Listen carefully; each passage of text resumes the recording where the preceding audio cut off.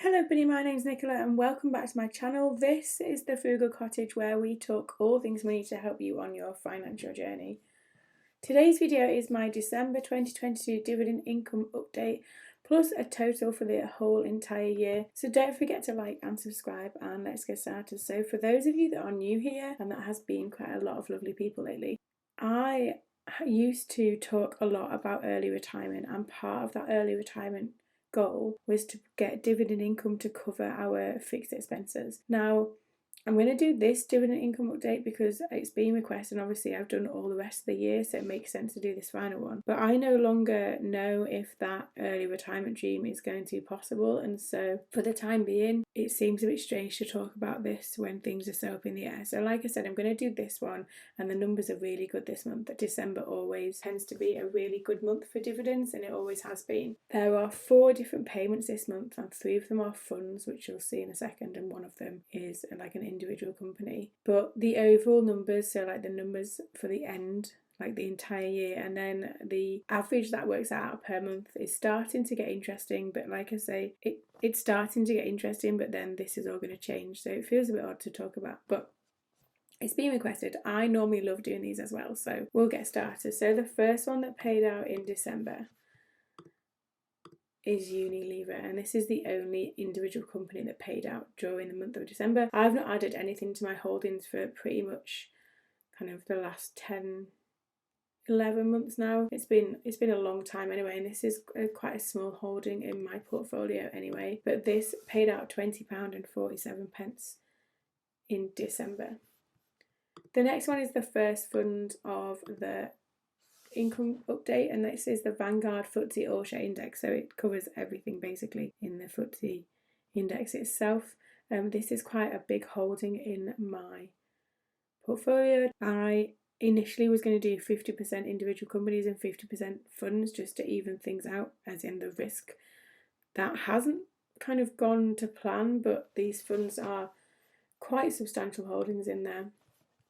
And this first one paid out £245.98, so you can see that the numbers are interesting. I invest in the income version of these funds. There is the accumulation version as well. Oh, and I should have said before I started, none of this is advice. This is just me showing you what I've done. You need to do your own research if you're thinking about investing. I am just sharing my own journey. And lots of you know that. Lots of you have been here a long time and have seen these, and also seen the numbers grow from very small numbers. So when I first started, I think my first dividend income update, and I used to write them on a notepad and paper. If you've been here since then, then thanks for sticking around. My first dividend income I think was £11 in total. So you know, it is a journey. I talk about a journey a lot. Dividend income is also that, unless you've got lots of money to spare every single month. You do need to it's like a long game, so it takes time, but then the journey kind of goes, and it is a journey. And if you have lots of money, then great, but if not, you kind of just have to sit around and wait, which is what I've been doing. So the third one to pay out is another fund. It's the Vanguard Global Emerging Markets Fund, and that paid out £139.09. So you can see there the numbers are really good, but they are quite substantial holdings within my portfolio. Whether they'll be there much longer, I have no idea. But there we go. And then the final one that paid out, another Vanguard fund to be fair, is the Vanguard US Equity Index. Now I also have another US equity index fund in my stocks and shares ISA, but the reason why I've got 2 of them is that they pay out in different months, and that's the only reason behind these. And this is a smaller number than the previous 2, but that paid out £40.35. So the grand total for December, if you're not good at maths and can't do that in your head, is £445.89. So this is my second highest month of the year, and don't get me wrong, I am happy, more than happy. Imagine if someone just came up to the street and handed you £445. Now, the money that I get from dividends stays in the account, but like I said, it's all very much up in the air. This isn't all mine, and so in 12 months' time, all these numbers will look very different, and I'll probably be starting over, if at all.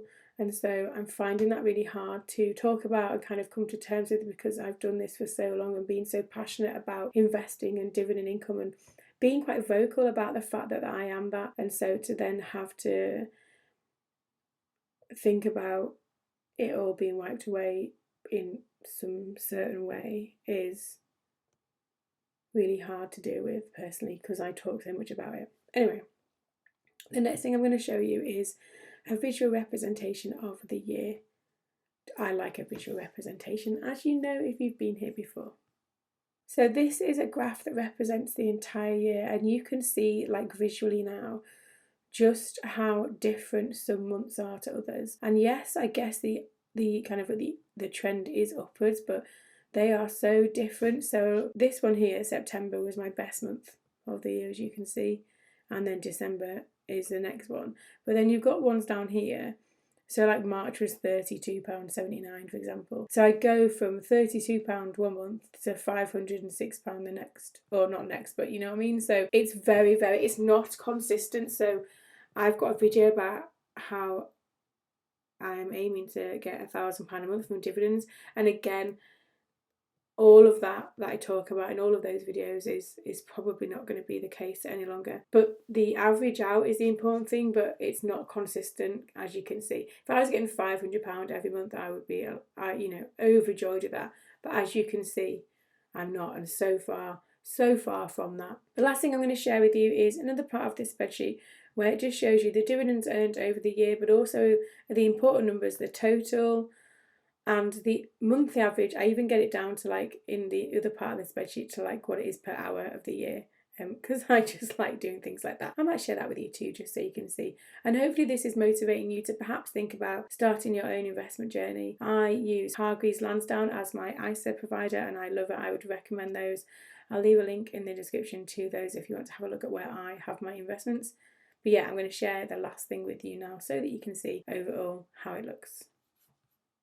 So this is the last part of the spreadsheet that I said I was going to show you. So I like to kind of look at kind of things as a total. So you can see the start of the year, and I've talked about this before, but the start of the year looked very different in terms of investments and is in terms of invested cash. And then you can see where my life changed and continued to do so. But you can see there, so like May's a really good month. So even though I didn't invest any money because I don't have any, May's dividends are really good, and so on, and so were June. If I scroll down, you can see there the total for 2022 is £1,958.84 in dividends, and that just blows my mind. Like that's, the numbers are starting to get big, and like I say, it's not going to be the case unfortunately for much longer, but that there is, you know, I don't earn this a month in my day job, nowhere near it. So to have that essentially for free, is just amazing. You can see that I've invested over the year £2,800, but that was mainly at the beginning. And then this is where it gets interesting. So the monthly average, every single month, this averages out £163.24. And remember I talked about how I was aiming for £1,000 a month in dividends. It's slowly starting to creep up. Like I know it's loads. I know it's quite a long way off for that, but it is interesting to follow these. And then the weekly average that I told you I did it is 37. So every week £37.67, and I've even done daily. So every day £5.37. And if every day at the end of your day someone handed you a £5 note, you'd take it, wouldn't you? And so it doesn't sound very much, but it absolutely is. And then if I share with you, I've even got it down to the hour here. So this is on a different tab in the spreadsheet, but every single hour of 2022, I earn, oh, look, 22 pence. That's interesting. And I know that that's silly to do, I suppose, but I just find it really interesting. So like 2021, for example, looked like that. So the average has gone up by £50. The hourly rate, if you want to call it that, has gone up 6 pence.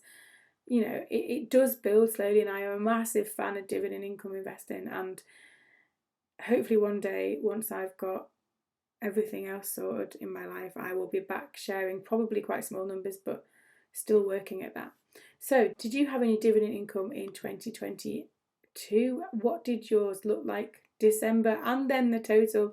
I love hearing from people who've done the same thing as me. I find it really inspiring to watch dividend income reports on YouTube and totals and things. I just think that it just opens so many options if you can do that. And I'm aware that I've been until this point a privileged position, and now I'm not, but we'll work on it. So yeah, so that's my December 22 income update plus the total for the year. So that's me done.